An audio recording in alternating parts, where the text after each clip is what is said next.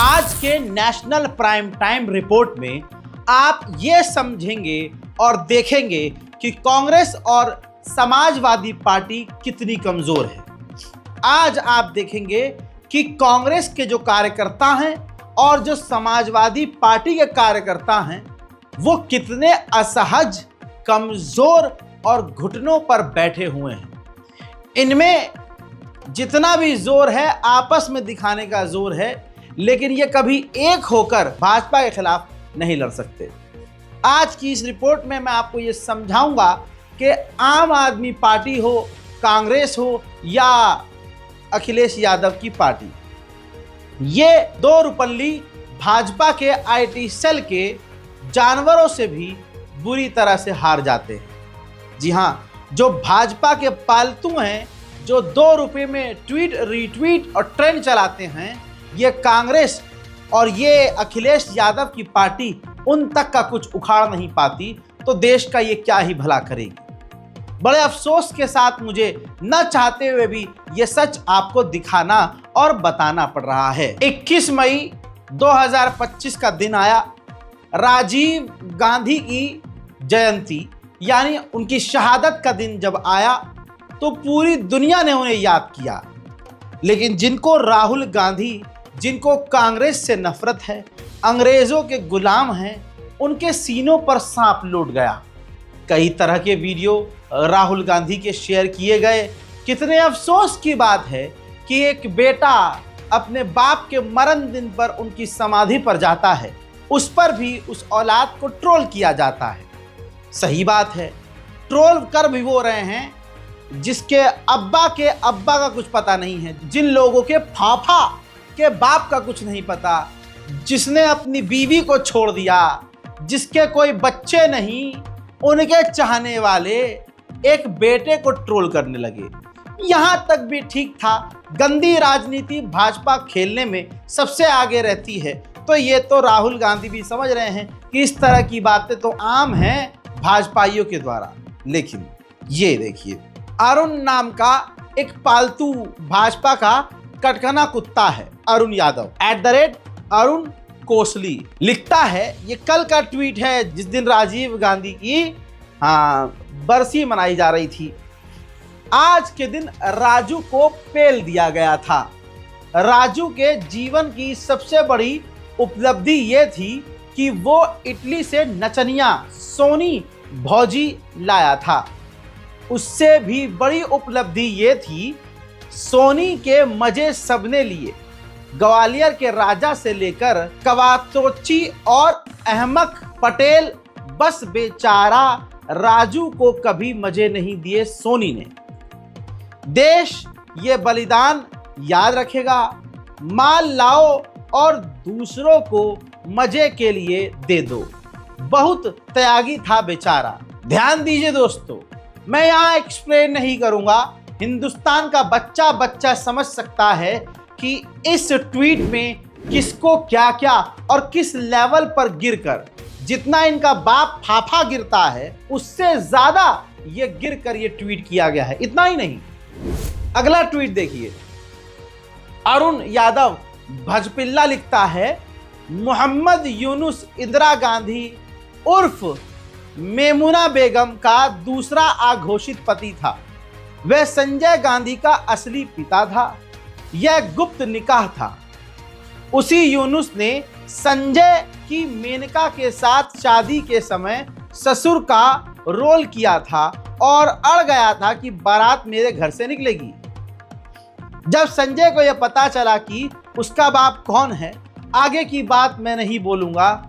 इस लेवल पर बात राजीव गांधी के बारे में, राहुल गांधी के और उनकी मां के बारे में किया जा रहा है।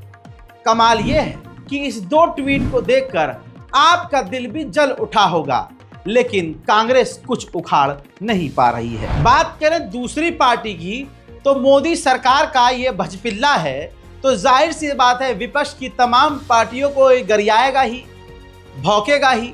लेकिन ये इतनी नीचता पर उतरेगा और खुल्लम खुल्ला इस तरह से राहुल गांधी, सोनिया गांधी, अखिलेश यादव को गरियाएगा, माँ बहन की गाली देगा और राहुल गांधी से लेकर अखिलेश यादव की पार्टी चूड़ी पहनकर छन छन करती रहेगी, ये भारतवासियों को समझ में नहीं आया। जरा ये देखिए, इसने 4 ट्वीट बैक टू बैक, कई ट्वीट इसने अखिलेश यादव के खिलाफ भी किए हैं। किस तरह के अपमानजनक पोस्ट किए गए हैं, जरा सोचिए। अगर किसी ने मोदी के खिलाफ ऐसा ट्वीट कर दिया तो पर्सनली मोदी खुद आकर माइक पर रोने लगेंगे रात को 8 बजे। यह अरुण यादव राजकुमार भाटी एसपी को मेंशन करके कहता है कंटेंट कैसा लगा। अगला देखिए, फिर दोबारा भाटी को ये टैग करता है, टीएमसी बहुत बढ़िया राजनीतिक दल नहीं है। फिर इसके बाद तीसरा ट्वीट करता है, ये देखिए, मतलब अखिलेश यादव के फोटो को किस तरह से एडिट करके उनको अपमानित किया जा रहा है 2 रुपये की दिहाड़ी मजदूरी करने वाले लोगों के द्वारा। एक कुतिया पकड़कर खुश हो गया, अब हम सुअर अली शेखुद्दीन का शिकार करेंगे, बाप से पंगा मत ले भाटी, तेरी भाटी बुझ जाएगी। फिर एक और ट्वीट, हेलो राजकुमार भाटी, कैसा लगा कंटेंट, टीएमसी बहुत अच्छी पार्टी है। आप देख सकते हैं कि किस तरह से एक भजपिल्ला खुल्लम खुल्ला तमाम विपक्ष की पार्टी के दिग्गज नेताओं का अपमान कर रहा है। विपक्ष की पार्टी मिलकर भी एक भजपिल्ले को जेल में नहीं डलवा पाई है। इंदिरा गांधी, सोनिया गांधी, राहुल गांधी और राजीव गांधी, इन तमाम विपक्ष के बड़े बड़े नेताओं को गाली बकने के बाद हिंदू समाज ने, खासकर जो भाजपा के चाहने वाले हैं, उस अंधभक्त समाज ने इस अरुण यादव को इतना सपोर्ट किया कि उसकी आंखें नम हो गईं। स्पेशल वीडियो बनाकर वो अपने अंध भक्तों का शुक्रिया अदा कर रहा है कि आपने मुझे इतनी हिम्मत दी। मैंने कभी सोचा नहीं था कि इस तरह से गाली बकने में, अपनी औकात दिखाने में, मेरी माँ ने जो मुझको सिखाया है वो बताने में, वो बोलने में आप इतना खुश होंगे। इसने स्पेशल वीडियो बनाकर तमाम अंध भक्त जनता का शुक्रिया अदा किया है। राहुल गांधी, अखिलेश यादव और तमाम विपक्ष की पार्टी के नेताओं पर लानत है कि वो तुम्हारे मुर्दा नेताओं पर, शहीद नेताओं पर, जिनकी बरसी है, उनके बरसी के दिन उन्हीं को गरियाया गया इसके द्वारा, और तुम कुछ उखाड़ ना पाए। तुम सिर्फ उखाड़ ना पाए, बल्कि तुम्हारी असलियत और तुम्हारा दम यहां नजर आ गया कि वो अंधभक्त समाज का शुक्रिया अदा कर रहा है। अरुण यादव भजपिल्ला, देखिए। जय श्री राम मित्रों, क्या हाल चाल है? आई होप सब बढ़िया।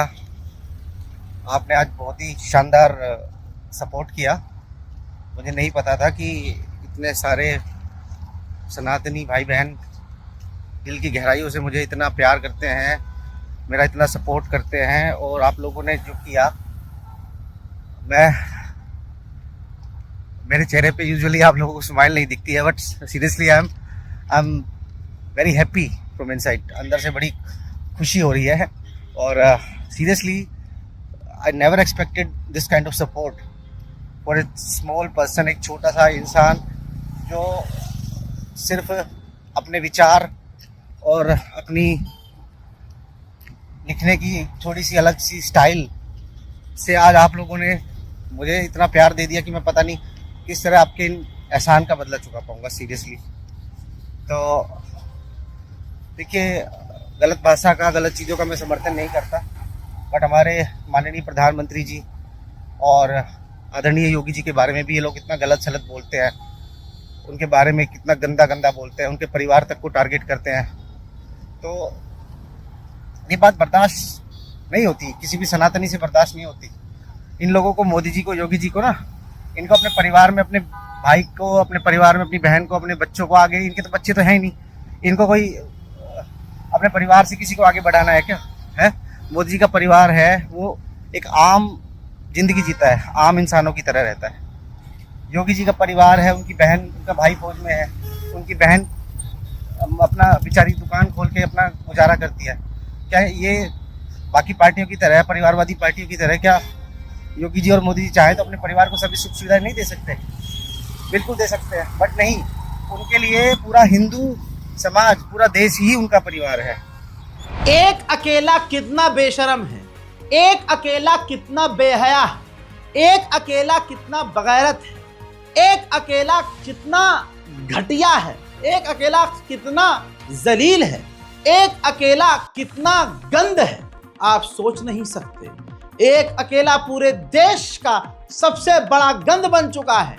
सोचिए दोस्तों, आप सोच भी नहीं पाएंगे कि देश में चल क्या रहा है। कहने वाले ने कहा था कि सेना पर राजनीति नहीं करनी होगी। ऑपरेशन सिंदूर करने वाली इंडियन आर्मी, ऑपरेशन सिंदूर करने वाली Indian navy, Indian arm forces, Indian air force और हमारी इंटेलिजेंस, लेकिन क्रेडिट लेने वाला सिर्फ एक आदमी। तस्वीर देखिए, यह देखिए दोस्तों, अल्लाह अकबर, यह हमारे देश की सेना का अपमान नहीं तो क्या है। अरे जो अपने भगवान का नहीं हुआ, जरा इस तस्वीर को देखिए। श्री राम जी का अपमान, जब वक्त आया तो राम के नाम पर बेगैरतों ने वोट मांगकर श्री राम से बड़ा, तस्वीर देख लीजिए, भगवान श्री राम से बड़ा मोदी को बता दिया, दिखा दिया। जगह जगह खंभों पर मोदी और राम जी के कटआउट को टांग दिया। आज ऑपरेशन सिंदूर, उसमें भारतीय सेना के फर्जी ड्रेस में, बताइए वो आदमी जो हर बार, कमाल है ना, हर बार चुनाव से पहले पाकिस्तान हम पर हमला कर देता है, चाहे हमारा हाल जो भी हो, हम जीत जाते हैं, हम ऐलान कर देते हैं कि हम जीत गए। इस आदमी को देखिए जो इस देश का प्रधानमंत्री है, लेकिन सेना के, सबको पता है कि ये सब एक्टिंग थी, सेना के कपड़े पहनकर, फाइटर जेट के पायलट के कपड़े पहनकर इसने जो फोटो शूट करवाया था, फोटो शूट प्रधानमंत्री, इसके वो बैनर होर्डिंग्स पूरे देश में लगाए गए। सोचो हमारे कितने लोग शहीद हुए, देश पर आतंकी हमला हुआ, उस पर आतंकी हमला हमारे मुल्क पर होने वाले उस कांड के बाद हमारा देश का प्रधानमंत्री आतंकवादी हमलों के ऊपर एक ऑपरेशन करके, जो खुद नहीं कर रहा है, देश की सेना ने किया है, सेना को किनारे करके अपने मुंह को चमकाकर ऑपरेशन सिंदूर का सारा क्रेडिट खुद इस तरह ले लिया जैसे अगला इंसान खुद ही राफेल में बैठकर पाकिस्तान पर बम गिराने गया था। आपको यह तस्वीर भी याद होगी। तुम काहे के भगवान के चाहने वाले हो? दोस्तों, आज भगवान श्री राम का चाहने वाला इतनी तादाद में नहीं मिलेगा जितनी मोदी तादाद में। सोचिए, जब राम मंदिर बना तो ये ग्राफिक्स मोदी सरकार के द्वारा जारी किया गया, जिसमें आप देख सकते हैं कि प्रभु श्री राम बहुत छोटे नजर आ रहे हैं, लेकिन मोदी का कद उनसे काफी ऊंचा है और मोदी भगवान श्री राम को मंदिर लेके आए हैं। और उसके बाद पूरे देश को नारा दिया गया, जो राम को लाए हैं उनको हम लाएंगे। हालांकि उनको लाने के बाद पूरे देश भर में क्या चल रहा है सबको पता है। जो मोदी कर रहे थे, आज दिल्ली की सड़कों पर खड़े होकर जो फीस बढ़ाई गई है उस पर आर रोना कर रहे हैं। जगह जगह पर अब इलाकों में पानी ही नहीं है, टैंकर 3-3 दिन बाद आ रहा है, घर में पानी गंदा आ रहा है। ये मोदी ने एक झटके में दिल्ली का विकास कर दिया है, लेकिन कोई बोलने को तैयार नहीं है कि मोदी जी हमने तो वोट दिया था, हमें तो बख्श दो, अबे पहला नंबर तुम्हारा ही आएगा। ये सोचने वाली बात है कि आखिर ऐसा कैसे हो सकता है कि जितने भी झूठे फर्जी लोग मिलेंगे वो मोदी के चाहने वाले मिलेंगे। शायद मोदी का यही फार्मूला है, जब भी मुंह खोलो झूठ बोलो, झूठ बोलो, झूठ बोलो, झूठ बोलो, बार बार बोलो। जरा देखिए दोस्तों, ये दो तस्वीर ऊपर और नीचे आप ध्यान से देख लीजिए। ये तस्वीर जो यूट्यूबर गिरफ्तार हुई हैं उनके साथ राहुल गांधी की तस्वीर है। धर्मेंद्र मानेसर, मोदी का परिवार, देखिए जिसके नाम के आगे मोदी लगा होता है, मोदी का परिवार, वो देश का सबसे बड़ा झूठी टोली का एक टॉप लेवल का झूठा ही निकलता है। पहले इस फोटो को देखिए और ट्वीट पढ़ लीजिए। पाकिस्तान की गुप्तचर ज्योति मल्होत्रा राहुल गांधी के साथ, कितना विचित्र संयोग है, हर देशद्रोही इनके साथ क्यों दिखता है। एक कंप्लेंट राहुल गांधी के खिलाफ होनी चाहिए। जी बताएं। अरुण कोसली, भाई तुम आगे बढ़ो, हम तुम्हारे साथ हैं। #We support Arun Yadav. दोस्तों, वो ये है अरुण यादव, ये वही भजपिल्ला है जिसकी शुरुआत की ही तस्वीर में मैंने आपको दिखा दिया था कि किस तरह से ये विपक्ष की पार्टियों को गरिया रहा है, उनके फोटोज को एडिट कर रहा है। उसके सपोर्टर ने ये 2 तस्वीरें शेयर की जिसकी असलियत ये है। टाइम्स ऑफ इंडिया में अदिति राहुल गांधी के साथ नजर आ रही है। कांग्रेस की एमएलए हैं अदिति सिंह, उन्होंने वो साड़ी पहनी है। उनके फोटो को छेड़छाड़ करके, फोटोशॉप से एडिट करके यूट्यूबर जो सनातनी धर्म की जो गद्दार गिरफ्तार हुई है हरियाणा से, भगवान श्री राम की भक्त जो बनती थी, महाकाल की भक्त बनती थी, हिंदुओं की बहन, हिंदुओं के घर के रहने वाली देश की गद्दार, जो इस वक्त हिसार पुलिस की कस्टडी में है। बताना चाहूँगा उसकी फोटो, मतलब उसका चेहरा जो है एमएलए अदिति सिंह के मुंह पर लगा दिया गया। असली फोटो ये है टाइम्स ऑफ इंडिया की, जिसमें साड़ी आप देख रहे हैं वही है, मुंह जो है इस यही था असली, लेकिन चेंज करके उस यूट्यूबर महिला गद्दार, हिंदू गद्दार का चेहरा लगाया गया। तो याद रखना, भाजपिल्लों की तरफ से अगर कोई भी खबर आती है तो आपको 99.99% सोचना है, समझना है कि ये झूठ है।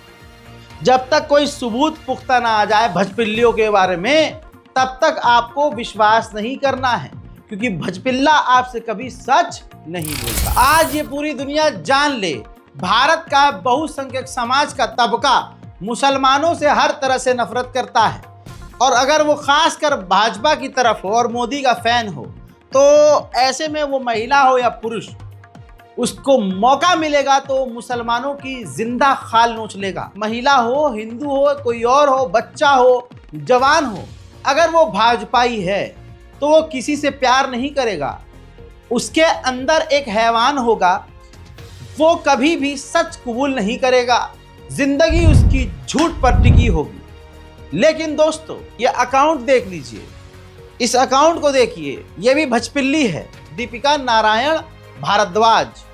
ये पता नहीं कौन सी गंदी फिल्में बनाती है और कहाँ की डायरेक्टर है, हमको तो नहीं पता। Deepika Narayan Bhardwaj, journalist, film maker, social activist, director, पता नहीं कौन कौन सी फर्जी फिल्में बनाई होंगी इसने। बहरहाल, आप बस ये समझने की कोशिश कीजिए कि किस लेवल की पर्सनैलिटीज मुसलमानों से नफरत करती है, हैवानियत पर उतरी है। इस औरत का घिनौना चेहरा देख लीजिए, दीपिका नारायण। इसने क्या किया, एक फर्जी वीडियो को शेयर किया।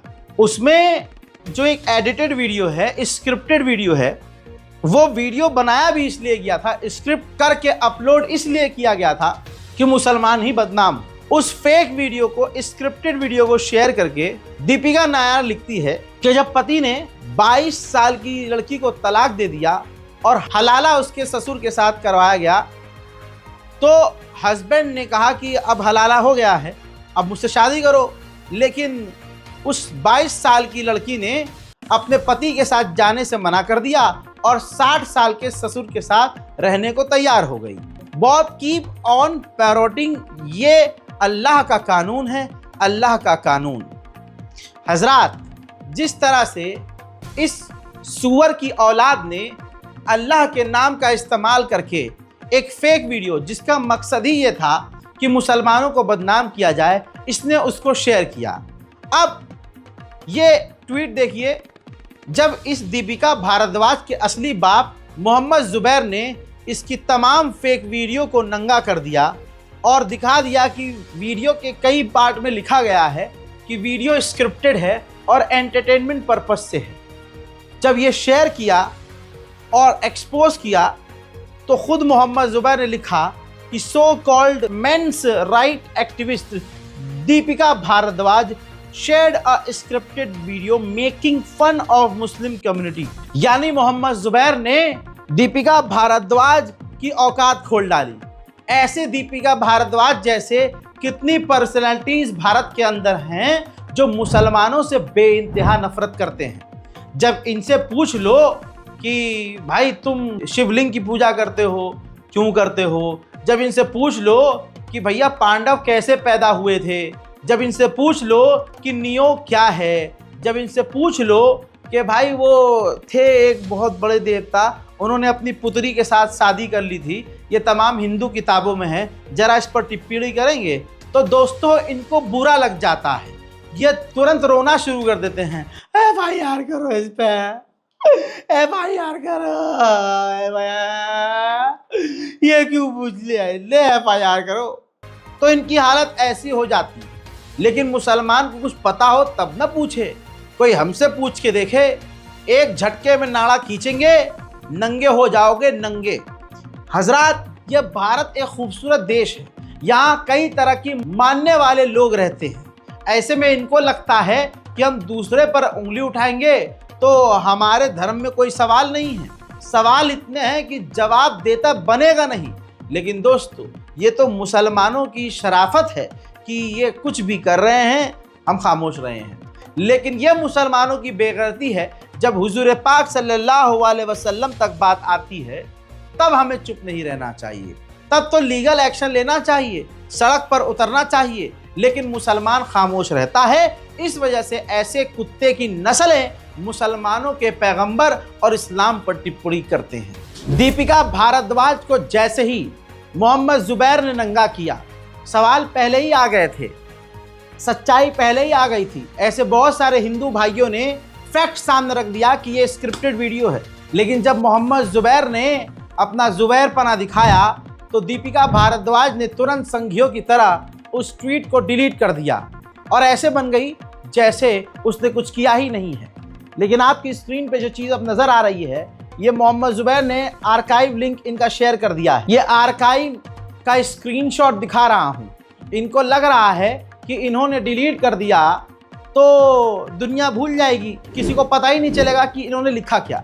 लेकिन इस ट्वीट की लैंग्वेज से जो इन्होंने वीडियो अलग से एक फेक वीडियो शेयर किया और उसमें जो अपनी सोच रखी, उससे पूरे हिंदुस्तान क्या पूरी दुनिया को अब पता चल जाना चाहिए कि दीपिका भारद्वाज जो तथाकथित फिल्म की डायरेक्टर हैं और पता नहीं कौन सी फिल्म की डायरेक्टर हैं, ये इस्लाम के लिए और मुसलमानों के लिए कितनी घृणा अपने दिल में रखती हैं। साथ ही अब आपको ये भी समझ जाना चाहिए कि ऐसी फिल्म बनाने वाले लोग अपनी फिल्म के अंदर मुसलमानों की छवि को प्री प्लान किस तरह से बनाते और दिखाते हैं। उधर भारत में बेरोजगारी का स्तर ये है, हर बेरोजगार को कोई ना कोई मुद्दा बनाना है, चाहे फेमस होने के लिए, चाहे टाइम पास करने के लिए। भारत में सैकड़ों तरह की भाषाएं बोली जाती हैं और ये तमाम भाषाएं भारत के सीने से निकली हैं, चाहे वो हिंदी हो, उर्दू हो, कन्नड़ हो, पंजाबी हो, कोई भी हो। यहाँ पर हर प्रांत के लोग रहते हैं और तरह तरह की भाषा बोलने वाले लोग रहते हैं। लेकिन नफरतियों को क्या ही चाहिए। बेंगलुरु में SBI की एक शाखा में एक महिला कर्मचारी से कन्नड़ बोलने वाला बेंगलुरु व्यक्ति कहता है कि ये बेंगलोर है, आपको कन्नड़ ही बोलनी पड़ेगी। अगली महिला कह रही है कि ये हिंदुस्तान है, भारत है, मैं हिंदी ही बोलूँगी। और वैसे भी उसे हिंदी के अलावा यानी जो कन्नड़ है वो नहीं आती। आप में से कितने ऐसे लोग होंगे जो यूपी के हैं या किसी शहर के हैं, उनको किसी और स्टेट की अगर भाषा नहीं आती तो क्या वो वहाँ जॉब नहीं कर सकते? बेंगलोर क्या थाईलैंड में आ गया? क्या आपको अब उस देश की भाषा बोलनी पड़ेगी? दोस्तों, एक ये नया ट्रेंड शुरू हुआ है। पुणे से लेकर आप अब बेंगलोर तक देख लीजिए, हर स्टेट के बेरोजगार लोग इसी चीज़ में लगे हुए हैं, फालतू चीज़ों में कि भाई तुम्हें यहाँ की भाषा बोलनी पड़ेगी। अब उनके बहस का जो वीडियो वायरल हुआ है, पहले वो देख लीजिए। कर्नाटक ಮೇಡಮ್ ಇಂಡಿಯಾ ಅದು ಕರ್ನಾಟಕದಲ್ಲಿ Kannada main first Kannada first madam Kannada first ಈಗ ನೀವೇನ್ ಮಾತಾಡ್ತಾ ಇರೋ ತುಂಬಾ ಒಳ್ಳೇದು ಮಾತಾಡೋದೇ ಇಲ್ವಾ ಯಾಕೆ ಮಾತಾಡೋದಿಲ್ಲ ಯಾಕೆ ಹಿಂದಿ ಮಾತಾಡ್ಬೇಕು ಕನ್ನಡ ಮಾತಾಡ್ಬೇಕಲ್ಲ ಮೇಡಮ್ ಕನ್ನಡ ಮೇಡಮ್ ಮೇಡಮ್ ಇದು ಕರ್ನಾಟಕ ಇದು ಕರ್ನಾಟಕ ಮೇಡಮ್ ಚೇರ್ಮನ್ ಮಾತಾಡಂಗಿಲ್ಲ ಇದು ಆರ್ಬಿ ರೂಲ್ ಇದೆ ಆ ಸ್ಟೇಟ್ ಗಳಲ್ಲಿ ಆ ಭಾಷೆ ಮಾತಾಡಬೇಕು ನೀವು ಮ್ಯಾನೇಜರ್ ಆದ್ರೆ ಯಾಕೆ ಮಾತಾಡಬಾರ್ದ ಸರ್ ದಯವಿಟ್ಟು ಮಾತಾಡ್ಬೇಡಿ ಮೇಡಮ್ ಒಂದು ನಿಮಿಷ ಕನ್ನಡನೇ ಬರಲ್ಲ ಇರಿ ಸರ್ ಮಾತಾಡಿ ಮೇಡಮ್ ನೀವು ಮಾತಾಡಲ್ಲ ಮೇಡಮ್ ಸೂಪರ್ ನೀವು ಬ್ಯಾಂಕ್ಗೆ ನೋಡಿ ವೀಕ್ಷಕರೇ ಇದು SBI ಬ್ಯಾಂಕ್ ಚಂದಾಪುರದಲ್ಲಿರುವ SBI ಸೂರ್ಯ ಸಿಟಿ ಬ್ಯಾಕ್ ಸೈಡ್ ಅಲ್ಲಿ ದಯವಿಟ್ಟು ನೀವ್ ಇದನ್ನ ಎಲ್ಲಾರು ಎಚ್ಚೆತ್ಕೊಳ್ಳೋಣ ಕನ್ನಡ ವ್ಯಕ್ತಿಗಳು ಕನ್ನಡ ನಾವು ಏನಿದ್ರು ಕನ್ನಡಿಗರು ನಾವು ಒಂದಾಗ್ಲೇಬೇಕು SBI ಬ್ಯಾಂಕ್ಗೆ ನಾವು ಬುದ್ಧಿ ಕಲ್ಸೋಣ ಆಯ್ತು ನೋಡೋಣ ಪ್ಲೀಸ್ ನೀವು ವಿಡಿಯೋ ಮಾಡ್ಕೊಳ್ಳಿ ಮೇಡಮ್ ನೀವು ವಿಡಿಯೋ ಮಾಡಿ ಪ್ಲೀಸ್ ಆಯ್ತು ನೀವು ಹಿಂದಿ ಕನ್ನಡ ಮಾತಾಡಲ್ಲ ಅಂದ್ರಲ್ಲ ಕನ್ನಡ ಮಾತಾಡೋದೇ ಇಲ್ಲ ಓಹೋ ಸೂಪರ್ ಮೇಡಮ್ ಸೂಪರ್ ನೋಡಿ ವೀಕ್ಷಕರೇ, ಇದು ಮೇಡಮ್ ಮ್ಯಾನೇಜರ್ ಅವರು ಹೇಳಿದ್ದು ಕನ್ನಡ ನಾನು ಮಾತಾಡೋದೇ ಇಲ್ಲ ಅಂತ. ತುಂಬಾ ಉತ್ತಮ ಬಿಡಿ, ಸೂಪರ್ कन्नड़ा मत। बताइए इसमें कौन गलत है, कमेंट कीजिए और अपने आप को इसमें रख के देखिएगा कि अगर आप कहीं नौकरी करने जाते हैं, कमाल है, अगर आप नौकरी करने जाते हैं तो आपको उस स्टेट की भाषा ही बोलनी पड़ेगी। ये कौन सी किताब में लिखा है? लेकिन नौकरी क्या नहीं करवाए, जब बात नौकरी पर आ जाए तो आप सही हो या गलत, कई बार अपने बॉस के आगे आप सही होते हैं लेकिन आप बॉस से बहस नहीं करते, क्योंकि आपको अपनी EMI भरनी है, गरीब माँ बाप को पैसा भेजना है, अपनी शादी के लिए और अपनी ज़रूरतों के लिए, दसियों तरह की ज़रूरतों के लिए आपको कमाई करनी है, पैसा ज़रूरी है। ऐसे में एक वीडियो और आई इसके बाद जिसमें ज़बरदस्ती उस लड़की से कन्नड़ भाषा में ही आखिरकार माफ़ी मंगवाई गई। ನನ್ನಿಂದ ಯಾರಿಗೆ ಆಗಲಿ ಯಾರಿಗೆ ಆಗಲಿ ನೋವಾಗಿದ್ದರೆ ನೋವಾಗಿದ್ದರೆ ಕ್ಷಮಿಸಿ ಕ್ಷಮಿಸಿ ಕ್ಷಮಿಸಿ. ನಾನು ಕನ್ನಡದಲ್ಲಿ ವ್ಯವಹಾರ ಮಾಡಲು ಕನ್ನಡ ಅಲ್ಲಿ ವ್ಯವಹಾರ ಮಾಡಲು ಅನುಕೂಲ ಮಾಡಿಕೊಡುತ್ತೇನೆ, ಎಲ್ಲರಿಗೂ ಸಹಕರಿಸುತ್ತೇನೆ. वहीं दूसरी तरफ एक बात पूरी दुनिया को क्लियर हो गई है, पूरी दुनिया को समझ में आ चुका है कि गोदी मीडिया का स्तर क्या है। आज हमारे प्यारे हिंदुस्तान और प्यारे भारत का अपमान पूरी दुनिया में इस गोदी मीडिया की वजह से हुआ है। जितना गोदी मीडिया जिम्मेदार है उतना आप, मैं और हम सब जिम्मेदार हैं। अगर हम गोदी मीडिया देखते हैं, इस पाकिस्तान और भारत की जंग के दौरान गोदी मीडिया का जो रोल रहा है उसने भारत का अपमान भरपूर तरीके से करवाया है और जग हसाई करवाई है। मोहतरम हजरात, गोदी मीडिया हमेशा फेक न्यूज़ ही दिखाता है और फैक्ट चेक भी नहीं करता। सोचिए, इतने बड़े लेवल पर काम करने वाले जिनके पास हजारों लाखों लोगों की टीम होती है, वो मिलकर फेक न्यूज़ चलाते हैं। अब एक नया धंधा शुरू हुआ है। अर्नब गोस्वामी, सुधीर तिहाड़ी जैसे, अंजना ओम मोदी जैसे, अमन दंगाई जैसे बड़े बड़े पत्रकार आकर कुछ भी उल्टा सीधा बोलकर चले जाते हैं और जब जलील होते हैं तो माफ़ी मंगवाने के लिए किसी और को आगे कर देते हैं, जूनियर्स को आगे कर देते हैं। ये भी तमाशा सामने आप देख चुके हैं। ऐसे में अमित मालवीय ने ये देखिए एक वीडियो तुर्की का शेयर किया। जी हाँ, तुर्की का वीडियो शेयर किया। हालांकि ये वीडियो तुर्की का नहीं बल्कि वीडियो में लोगो जो लगा हुआ है वो रिपब्लिक भारत का लगा हुआ है। रिपब्लिक भारत ने एक फेक वीडियो जो तुर्की की एक कांग्रेस सरकार है उसकी बिल्डिंग को दिखाया और कहा कि आपको पता है, अब यहाँ से अमित मालवीय का आप पढ़ सकते हैं कि किस तरह से इसने एक झूठ को एक्सप्लेन किया है।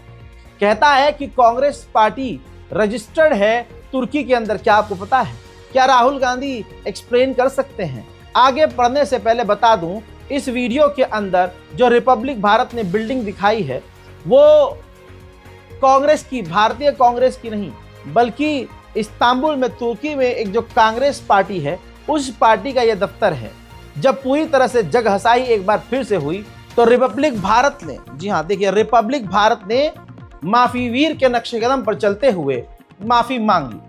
यानी पूरी दुनिया के सामने एक बार फिर से रिपब्लिक भारत जलील हुआ। यह डिजिटल माफ़ी आपकी स्क्रीन पर है जो रिपब्लिक भारत ने पब्लिकली मांगी है। सोचिए, अर्नब गोस्वामी जैसा पत्रकार जो अपने मुंह से सिर्फ झूठ और सिर्फ झूठ बोलता है, उसकी वजह से देश के एक बड़े मीडिया चैनल को माफ़ी मांगनी पड़ती है। जिसके बाद कांग्रेस ने भी ज़बरदस्त तरीके से ये पोस्ट करके कि बड़ा क्रिएटिव पोस्ट किया है। कांग्रेस ने सॉरी इट्स नॉट एनफ। सीधी बात है, ये हर बार झूठ बोलते हैं, हर बार माफ़ी मांग लेते हैं। कितनी क्रिएटिविटी से रिपब्लिक भारत के सॉरी के अंदर डिज़ाइन कर दिया है, ये किसी भी ग्राफिक डिज़ाइनर के लिए इंस्पिरेशन है। लेकिन सोचिए दोस्तों, इस जग हसाई के बावजूद अर्नब गोस्वामी आज फिर रात को गला फाड़ता हुआ कोई नई फेक न्यूज़ फैलाता हुआ नजर आएगा। बल्कि कांग्रेस को तो वही आज टाइटल ही यही है कि कांग्रेस में इतना दम ही नहीं है कि कांग्रेस एक टुच्चे से ट्रोलर को गिरफ्तार करवा सके, तो अर्नब गोस्वामी का क्या ही उखाड़ेगी। वहीं इस भारत देश में रोज किसी न किसी मुसलमान को मॉब लिंच करके मारा जा रहा है, मुसलमानों को प्रताड़ित किया जा रहा है, परेशान किया जा रहा है। पाकिस्तान के पेशावर तक कब्जा नहीं कर पाए, ख्वाब में ही रह गए। मेजर तथाकथित काहे का मेजर के नाम पर ही कलंक है। गौरव आर्या भौंकता रह गया, चीखता रह गया, लेकिन पेशावर और इस्लामाबाद तक कद्दू कुछ नहीं कर पाए। कब्जा करने की बात कर रहे थे, पीओके आज़ाद करवाने की फाफा बात कर रहे थे, लेकिन कुछ न हुआ।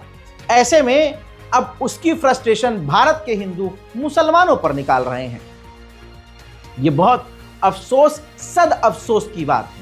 अब ये शायद सहारनपुर का एक वीडियो है जिसमें रोहित प्रधान का एक गोबरखोर, एक 80 साल के बुजुर्ग को उन्हें टोह कर, उन्हें उंगली कर करके, तू तड़ाक करके, जैसे वो अपने माँ बाप से करते हैं, आड़े टेढ़े सवाल कर रहा है। उनके मुंह से न जाने क्या निकलवाना चाह रहा है, जबकि बुजुर्ग व्यक्ति कह रहा है कि इस बारे में मैं टिप्पणी नहीं कर सकता, मुझे जब पता ही नहीं है तो मुझसे सवाल क्यों कर रहे हो। लेकिन किस तरह से उसने इस्लाम को और तमाम मुसलमानों को आतंकवादी ठहराने की, गलत ठहराने की कोशिश करते हुए समाज में दंगा भड़काने की कोशिश की। पहले ये वीडियो देखिए और उसके बाद दिमाग में ये भी रखिए कि सहारनपुर पुलिस या देश की पुलिस इंटेलिजेंस क्या ऐसे लोगों पर कार्रवाई करेगी। जवाब आपको पता है नहीं, लेकिन फिर भी ये वीडियो आपको दिखाता हूँ। तेरे हिसाब तो औरंगजेब ठीक था नहीं था? तेरे हिसाब तो औरंगजेब ठीक था नहीं था? हाँ या ना? जो आपको पता वो मुझे पता। तेरे हिसाब से औरंगजेब ठीक था नहीं था? आपको क्या पता? मुझे तो पता बेईमान था वो, नच्चा था वो, आराम नहीं था वो। अपने विचार तो बता। तेरे हिसाब तो ना मंदिर तोड़े ठीक है? मुझे पता ही नहीं। तेरे हिसाब, अरे पता तो ये सारी चीज है। अब तेरे हिसाब तो अपने भाई मेरे बाप मेरे ठीक करा दो। सबसे पहला खतना हुआ किसका हुआ? ये भी नहीं पता, बताना तुझे ना बता। तेरे हिसाब से जो फिलिस्तीन में हो रहा हमारे जो कहेंगे, तेरे हिसाब से उग्रवादी संगठन है, वो तेरे हिसाब से सही है गलत है? बता। फिलिस्तीन का झंडे लगाएगा कानपुर में, सही है गलत है? बता। तो जो वहाँ लड़ रहे वो देखेंगे, जो यहाँ शासन चला रहे वो देखेंगे। हम खड़े तो रखने का मतलब है क्यों फिर जाते रहेंगे? जनजन किसका था?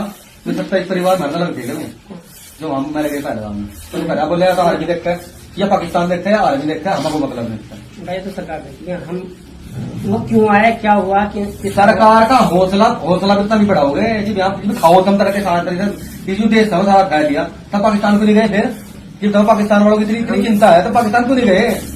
मान लो हम जो है झंडा लेकर खड़े हो जाए या शोर मचाते फिर सड़कों पे, उसी से हो गए। होता तो नहीं? उसी से हो होता तो नहीं? फिलिस्तीन के नाम है वहाँ की गुब्बार सर जाएगा वहाँ। तो जिन्होंने करा था वो उन्हें पुलिस में कितना क्या गिरफ्तार तो होंगे, लड़की बजाएगा, गिरफ्तार के बाद नहीं लड़की बजाएगा तो बजाई होगा उन पे। मुझे कहने लग रहा है फिलिस्तीन के नाके तो खड़े हो सको, तो क्या भारत के नाके नहीं खड़े हो सकते? कोई एक अपना मार्गन बताया था, कोई एक संगठन ऐसा बताया था जो सब धर्मों के नाम का काम कर रहा, एक आधा संगठन का नाम बताया था तुझे। हमास किसने? हमास के नाम का ही रुपया लग रहा है। हमास अपना सही जगह काम कर रहा है, इसके बयान नहीं है। हमास अपनी जगह सही काम कर रहा है। हमारा जो संगठन है इससे तेरे हिसाब बढ़िया काम करे। जिन्होंने हमला करवाया उन्हीं को पता। मुझे पता है कि आपका खून खौल रहा होगा, लेकिन इसको अपने अंदर रोक के रखिए। जब आप कभी मॉब लिंचिंग के हालात में फंस जाएं तो यकीन कीजिए इतनी आसानी से मत मरिएगा। इतना दम तो आप में भी है कि अगर 20 लोग आपको मार रहे हैं तो एक पर आप भी चिपट जाएं। बहरहाल सहारनपुर पुलिस ने जब ये वीडियो वायरल हुआ तो एज यूजुअल जो कॉपी पेस्ट ये लोग करते हैं वो कॉपी पेस्ट कर दिया, जैसे इन्होंने किया है। प्रकरण के संबंध में प्रभारी निरीक्षक गंगोह द्वारा जांच की जा रही है, जांचोपरांत आवश्यक कार्रवाई की जाएगी। अब यहाँ पर सोचने और समझने की बात यह है, ऐसे कई मामलों में प्रशासन कॉपी पेस्ट वाला कमेंट कर देता है, लेकिन उसके बाद मुसलमान भूल जाते हैं, उसके बाद हम भूल जाते हैं और ना पुलिस से पूछते हैं कि भाई क्या हुआ, जेल के अंदर का फोटो तो जारी करो या कुछ तो आप बताइए। अब इस मैटर में आप लोग कब तक नज़र रखते हैं अपने आप से पूछिएगा। जब तक आप खुद अपने अंदर तब्दीली नहीं लाएंगे, जब तक आप खुद फॉलो अप नहीं करेंगे तो प्रशासन क्या ही करेगा।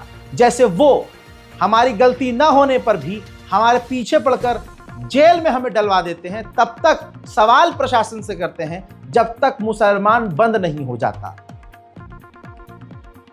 हम ऐसा क्यों नहीं करते? कई तरह के सवाल हैं जो दिल दुखाते हैं। आइए मैं आपको एक अपडेट देता हूं। शर्मिस्ता वो घटिया तरीन लड़की जो गाली बक बक कर अपने आप को कूल समझ रही थी।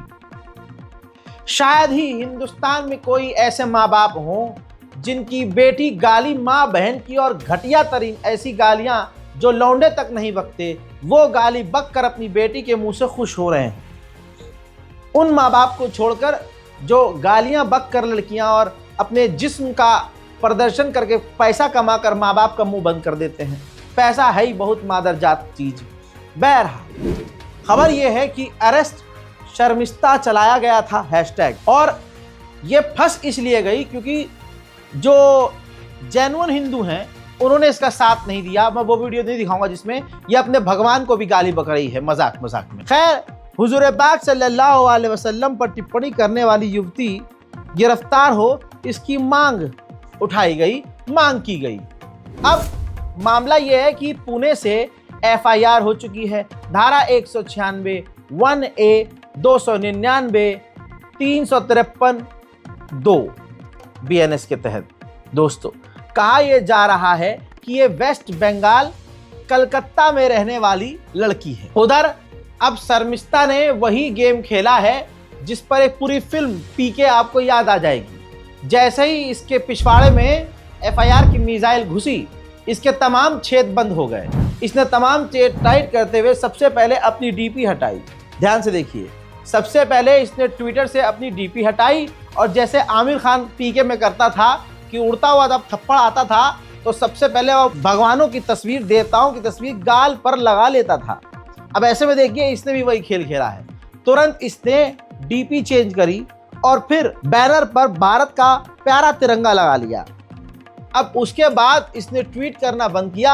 हालांकि इसने 15 मई को माफी वीर की तरह माफी मांग ली थी, लेकिन यहाँ पर सिर्फ माफी जरूरी नहीं है।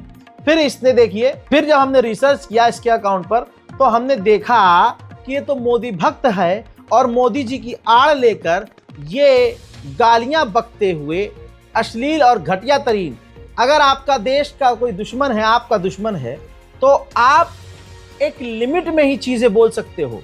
मैं ये नहीं कह रहा हूं कि पाकिस्तान को गाली मत बको, ये तुम्हारा अपना पर्सनल मैटर है, लेकिन समझाने की कोशिश ये कर रहा हूं कि जब इसकी वीडियो वायरल हुई तो इसने बचने के लिए मोदी की प्रशंसा, प्रधानमंत्री की प्रशंसा, आर्मी की प्रशंसा और न जाने किस किस तरह की चाटुकारिता की। लेकिन एफआईआर से तो प्रधानमंत्री भी नहीं बचा सकते, क्योंकि जो देश का कानून है वो सबके लिए बराबर है, चाहे प्रधानमंत्री माननीय नरेंद्र मोदी हो या हुजूर की शान में गुस्ताखी करने वाली बेशरम शर्मिस्ता हो। फिलहाल रिपोर्ट के अनुसार शर्मिस्ता फरार है, लापता है, गायब है। देखने वाली और समझने वाली बात यह, रिपोर्ट के मुताबिक ये महिला शर्मिस्ता जो है वेस्ट बंगाल में कलकत्ता में रहती है, और कलकत्ता में जो शक्ति चलती है वो बड़ी ईमानदार जो ममता बनर्जी बनती हैं उनकी पावर है। लेकिन कोलकाता पुलिस शर्मिस्ता को बचा रही है या फिर ममता बनर्जी बचा रही हैं, ये तो ममता बनर्जी ही जाने। अब जो मुसलमान ममता जी को फॉलो करते हैं उनको दोबारा से सोचना पड़ेगा। उधर अंध भक्तों की बहन के कई वीडियो सामने आए हैं। किस मिजाज की वो लड़की है वो नजर आ रहा है। अलग अलग प्रकार के लिंग जैसी चीजों का वो प्रदर्शन अपने गंदे व्लॉग के अंदर कर रही है। ये पता नहीं कौन सी और किसकी संस्कृति है, मैं किसी धर्म को तो नहीं कह सकता, लेकिन देखिए साइज ऑफ पेनिस। यहाँ पे आपको इस टाइप की वुडन स्ट्रक्चर में डिफरेंट साइजेस में पेनिस मिल जाएंगे। You can see this size, this one, different shape, different design. Even यहाँ पे देखो कितने अलग अलग तरह के डिजाइन भी हैं। Cute. What's the price for this? 3000 and this one 1500 and this the biggest one 10,000 rupees. Something different, unique designing paint सब किया गया है। ये हैंडमेड, थोड़ा सा ऐसा डिजाइन भी है डायमंड्स को यहाँ पे, जो यहाँ पे। बहरहाल दीदी अभी कस्टडी में है। कोई और जानकारी इस पर बिना वेरीफाई किए ऐसे बातें तो बहुत चल रही हैं। अब एक जो हिंदू समाज है राइट विंग, वो कोशिश कर रहा है कि ज्योति मल्होत्रा को मुसलमान घोषित कर दिया जाए, कह दिया जाए कि पाकिस्तान के इन्फ्लुएंस में आके इसने इस्लाम कबूल कर लिया था। बहुत गंदा और बहुत ही घटिया लेवल का षड्यंत्र चल रहा है कि घूम फिर के बात इस्लाम और मुसलमानों पर ही डाल दी जाए। लेकिन धीरे धीरे पत्ते खुलेंगे और अंधभक्तों की औकात सच में सामने आएगी। बड़ी अजीबोगरीब बात है, लेकिन ये बात सभी भारतीयों के दिमाग में है। अफसोस ये है कि भाजपा के समर्थकों को पता है कि ये सब हो रहा है और करने वाला कौन है, लेकिन फिर भी वो आंख बंद करके मोदी जी को सपोर्ट इसलिए करते हैं क्योंकि भारतीय जनता पार्टी मुसलमानों के खिलाफ रहती है। इसी वजह से चुनाव सामने है और चुनाव में कुछ वादा न करना पड़े, इसीलिए मुसलमानों के घरों को तोड़ा जा रहा है, मुसलमानों को प्रताड़ित किया जा रहा है, ताकि हिंदू खुश होकर बिना कुछ वादा लिए मोदी जी का बटन दबा दे। अब आपके सामने जो खुलकर सवाल रखने वाले हैं वो सवाल रख ही रहे हैं। माननीय यशवंत सिन्हा, पूर्व केंद्रीय मंत्री, कह रहे हैं कि बिहार का चुनाव आ रहा है, पुलवामा हुआ तो चुनाव आ रहा था, पुरी में अटैक हुआ तो उसके बाद सर्जिकल स्ट्राइक हुआ और पूरी तरह फायदा उठाया गया। पुलवामा अटैक के नाम पर पीएम मोदी ने वोट मांगा था। पीएम नरेंद्र मोदी ने कहा था कि पुलवामा के शहीदों के नाम पर वोट करें। अब दोस्तों ये तस्वीर तो मैं दिखाई चुका हूं, शर्म नहीं आती मगर इनको। जो आदमी दूसरों से कहता है कि शहीदों पर और सेना पर राजनीति ना करो, आज वही पूरे हिंदुस्तान में शहीदों पर और सेना पर राजनीति कर रहा है। तभी मजबूर है आज भारत का हर व्यक्ति कि पहलगांव अटैक में असलियत क्या थी। अभी तक ये तक नहीं पता जो कांग्रेस ने पूछा है। तस्वीर देखिए, INC इंडिया ने ट्वीट किया, ट्वीट को न्यूज़ 24 ने पब्लिश किया और उसमें 4 जो आतंकवादी थे पहलगांव अटैक के बाद जो सरकार ने जारी की थी तस्वीरें, उस पर सवाल किया है। पहलगांव हमले के आतंकियों को लेकर कांग्रेस सरकार का सवाल है कि सबसे बड़ा सवाल ये है कि ये चारों दरिंदे आतंकवादी कहाँ हैं। दोस्तों ये अपने में एक बहुत गहरी बात है।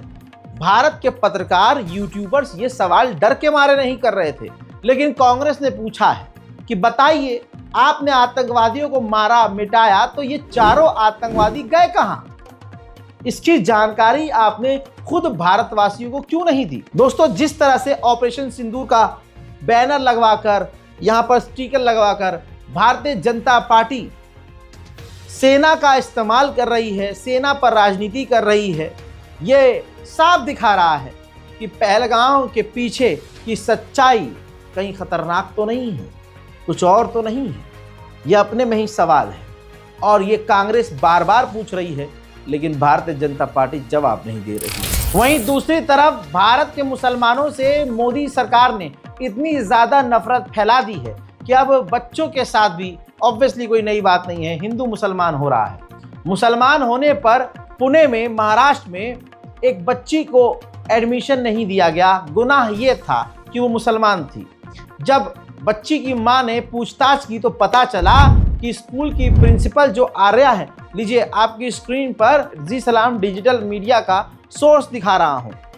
मामला ये है दोस्तों, पढ़ लीजिए, आप स्क्रीनशॉट लेकर पढ़ भी सकते हैं। स्कूल टीचर अनीता आर्या ने कहा मां के पूछने पर, बच्ची की मां के पूछने पर कि हमारे यहाँ सीट खाली नहीं है।